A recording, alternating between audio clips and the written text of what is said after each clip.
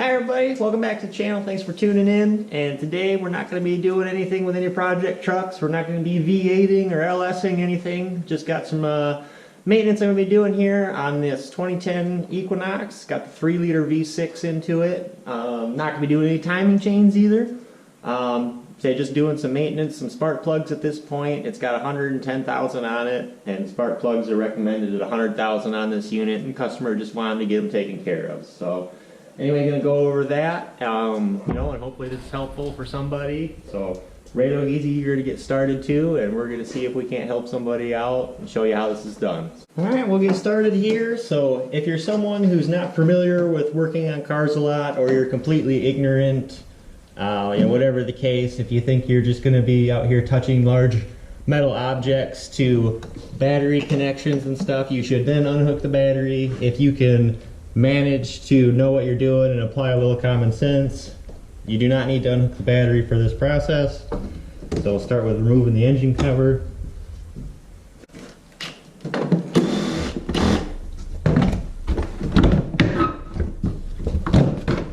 There we go. Alright, now we're going to disconnect this hose right here. This tab just gets pushed over, pull her off, and then you can get this manipulated off there, out of your way.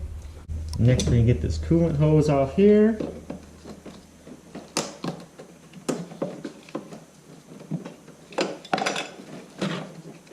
That up out of our way.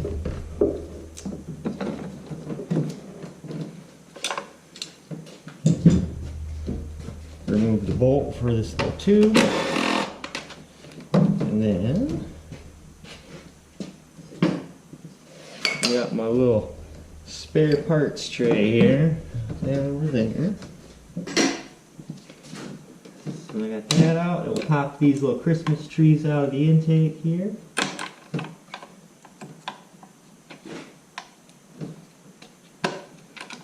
Like so. This we shouldn't have to remove. We'll just get it out of our way. And the idea here is we need to get this intake off to reach the back plugs back there. So not all of them.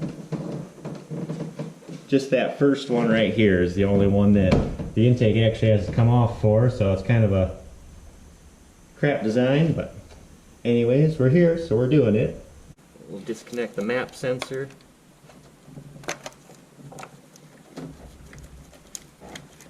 Little Christmas tree with that harness.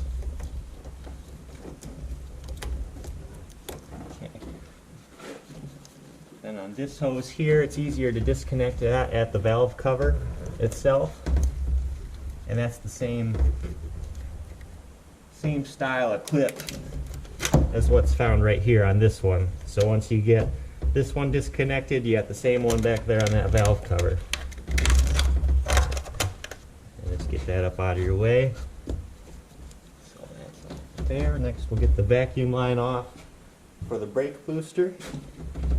There's a hose clamp right here on it.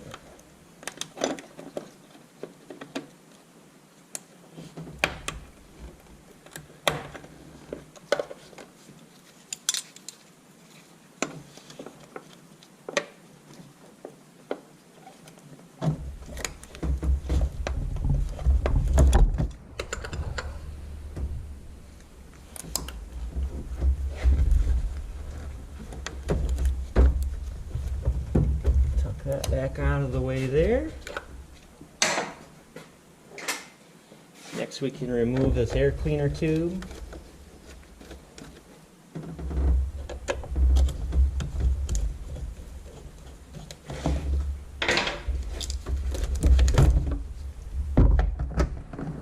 Just like that. Then the power steering reservoir. It's just two 10mm bolts. Sorry, 10mm head, 6mm bolt.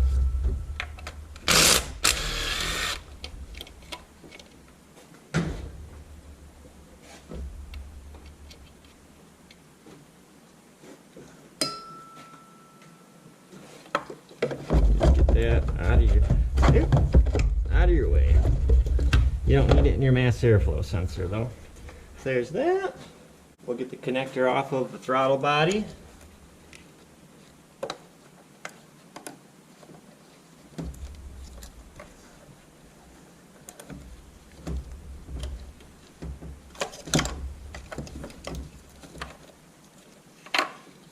For that connector, it's got these little tabs that lock the connector itself. And I like to back them all the way right out and pull them out just to take them off. I think it's easier. You do not have to. You can actually leave these installed part way right there, and this tab will still depress to unlock the connector. And then when you lock it, you push this in and the connector is locked. To unlock it, I like to get a little pocket pry bar twist, just like that. It'll back off. You can depress this tab right here. Like I say, I just like to back them all the way out. I think it makes it easier to work with. Just right there in the center, once you get that pried back, just like that. So, yeah. So otherwise, we gotta get the wiring harness off of the intake. There's some more Christmas trees holding that in there. And it's best to try to be fairly careful with these to save them. I mean, they are what holds the harness up off of all the items that it's not meant to be rubbing on or against. So just a little bit of patience and you get around here and get them all. These tools make it a lot handier, but you can use about whatever you want to get the job done here. Then here we got a little clip. The inside of the clip will pop out and up.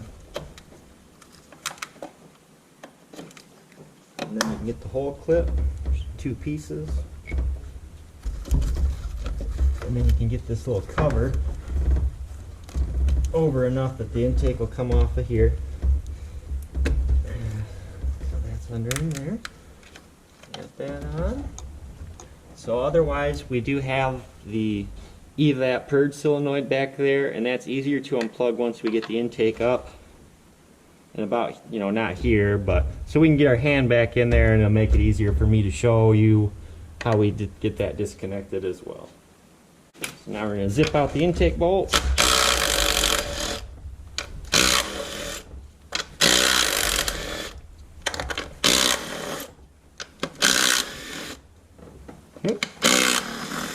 That's a 13mm head on those bolts. Pop her up. Get everything out of our way. Like I said, we'll just come forward enough to unhook what we need to unhook back there. Alright, perfect. Now let me get you.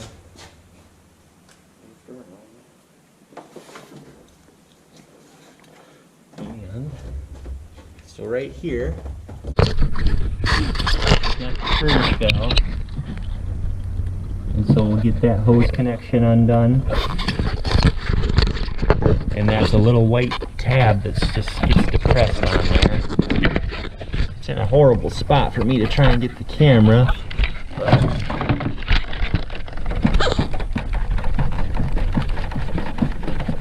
Oh, she's going. Tucky. Alright, cool. And then it's just got a tab for the connector. Depress it, just like that. So you're going to depress it right here, and that's going to unlock. So now that's unhooked.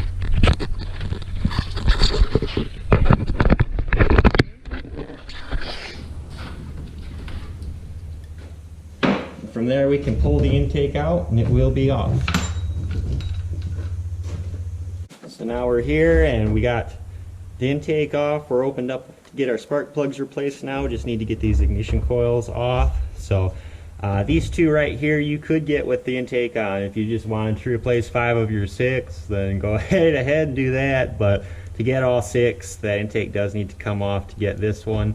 And so we're going to get these coils out of here and get these plugs replaced now. So you can do it any way you please, but I just like to do one bank at a time. I'll start here right with the front. Same style of connectors. Let's give them a little pry like that. These locks will back off. And like I say, then you can depress this tab. The connector will unlock. Back it off. Yep.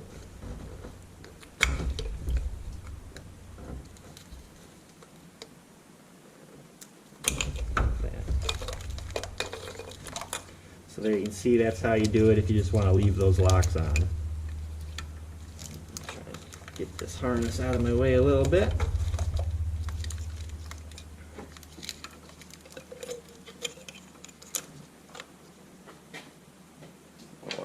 coils. If we get the right size socket on it.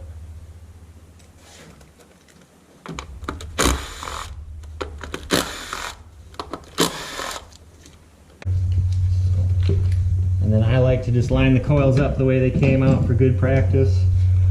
Really doesn't matter, they'll go in any of these holes. There's those.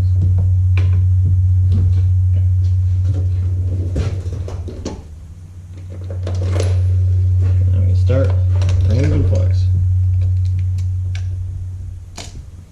My little coolant hose. Woo-hoo.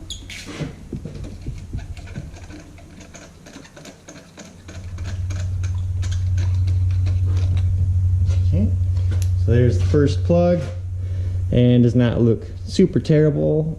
Repeat, you know, the car here's got 110,000 on it, so a iridium plug like this will last a super long time, but you'd rather just get it taken care of as a maintenance item than to be on the side of the road with 150,000 miles and need a set of these and have to change that plug right there out. So anyways, it's just maintenance and trying to stay ahead of the game.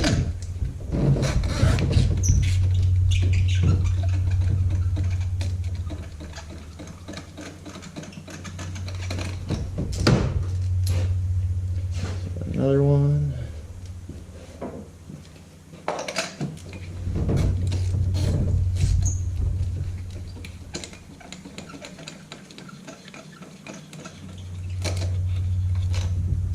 Oop.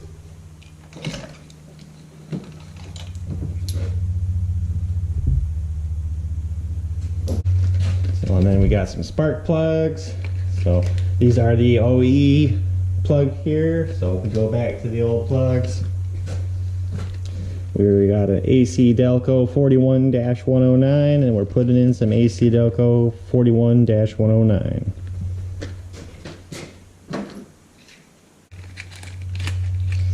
And so when you get these iridium plugs and they got this plastic collar on them, that means that this plug is pre-gap, does not need to be set, so you can inspect it.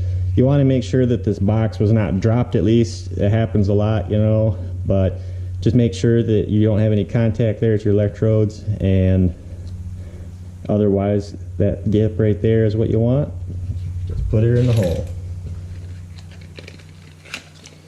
You can use whatever kind of plug you want, but I recommend putting in your OE plugs.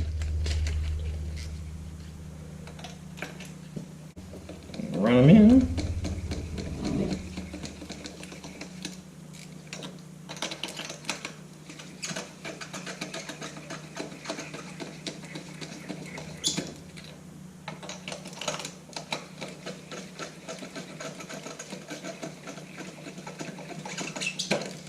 Torque them down. There is a torque spec, but I guess if you're the kind of person that cares enough, you'll do that.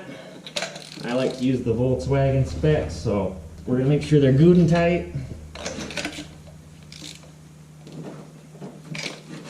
Get our ignition coils back in.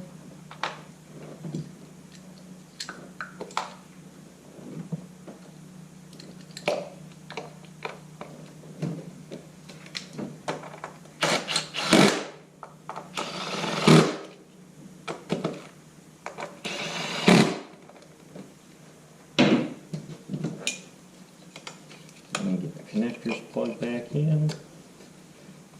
Push your lock in.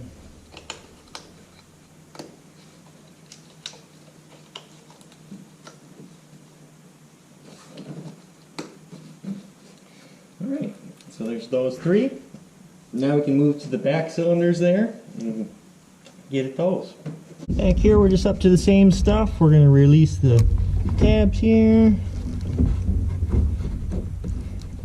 Hard to get my pocket pry bar in there just right. There we go.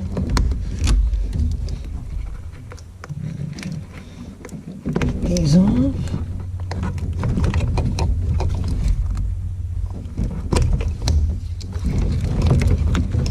And get your connectors out of your way.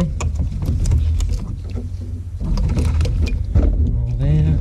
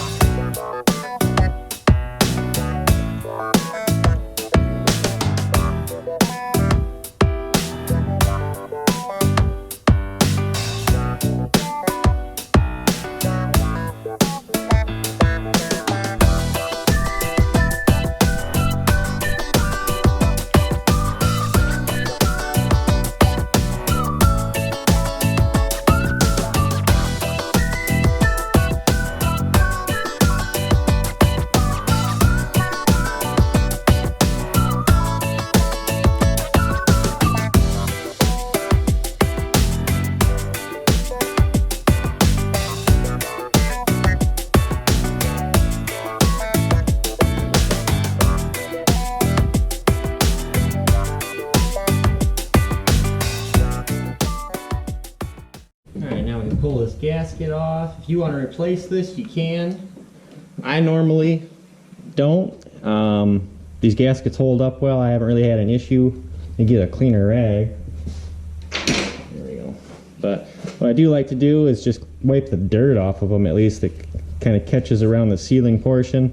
Make sure you don't get any of that going down in your cylinders or also screwing up your sealing surface. But yeah, these gaskets, in my opinion, are reusable. There'll be somebody out there to tell me how wrong I am and all that, but this is just my honest advice to you.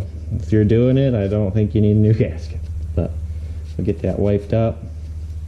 So then otherwise here at the sealing surfaces, I like to try to just, again, wipe as much of this dirt off as what I can. Make sure you don't get it down your port. Do the best you can to not, at least. Get her all cleaned up here. You can see all this oil that's kind of sitting around these intake ports and everything. Well, that's all just in the intake.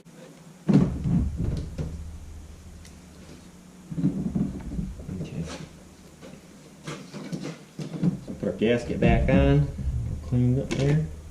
And that will sit there just how it needs to on its own. So, anyways, you guys didn't notice that, but it does lock in place right there. See, it's got some little tabs here and there. Then we get our intake on. So same here on the intake. Now I got all the bolts in it still, and just push those back a little bit. And I just like to wipe down the intake sealing surfaces here too.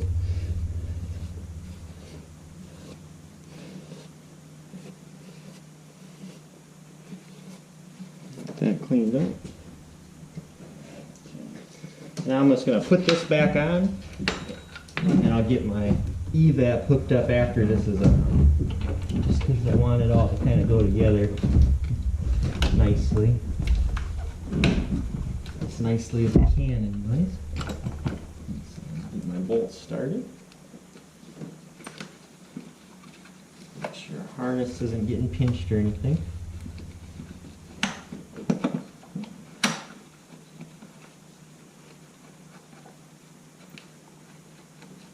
Everything's out of our way of importance. Very good. Add a little bit.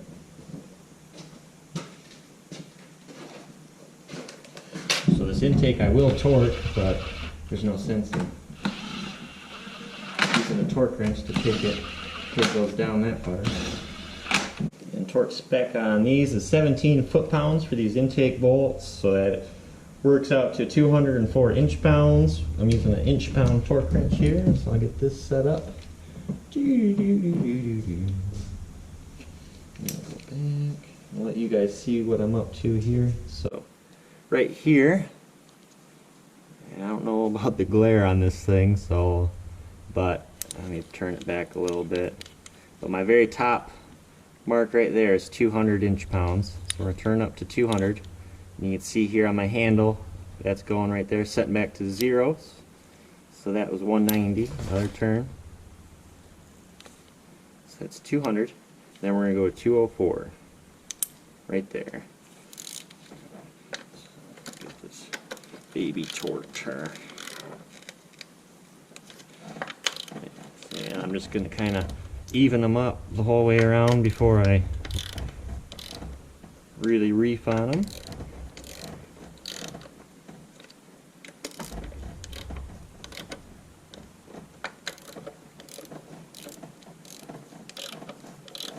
Okay, there we go.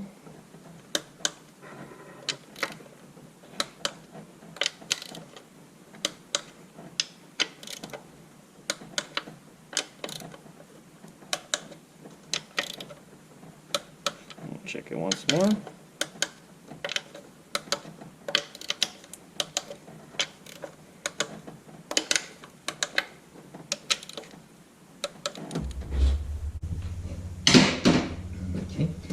We'll get our stuff plugged back on here. As far as the hose, that's just going to snap right back on.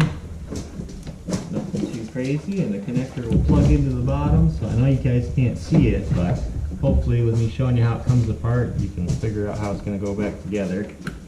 Snap that in there. And so now we can kind of get it going back together.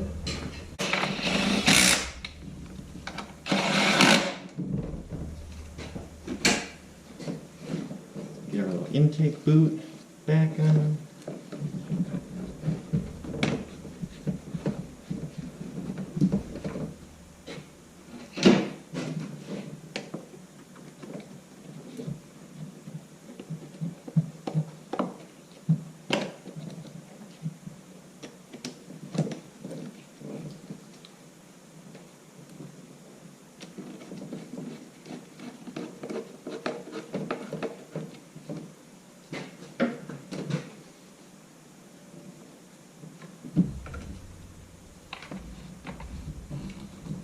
This one back on the back valve cover again now.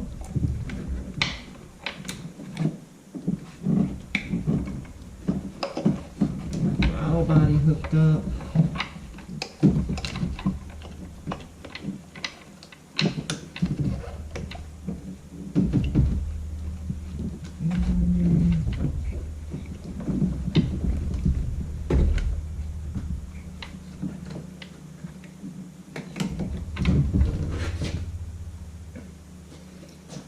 Vacuum brake booster hose on.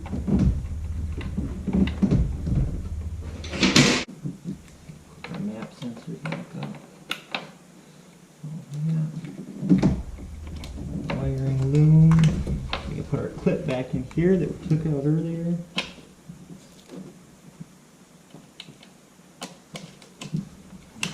And the wiring harness goes into the intake there. That one's broken. Yep. This one will go right in here. This one will go right there. Put these back in. Fastener there.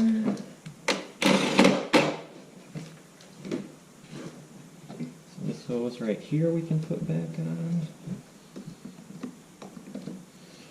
Slip that onto there. Get our reservoir hose hooked back up.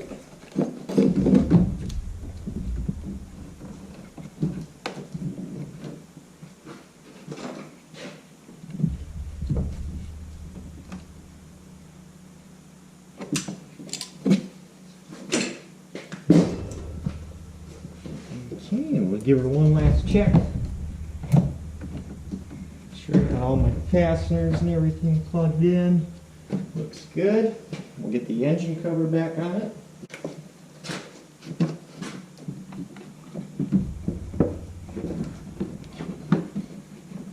And then you press there, get that lined up. Your one fastener here.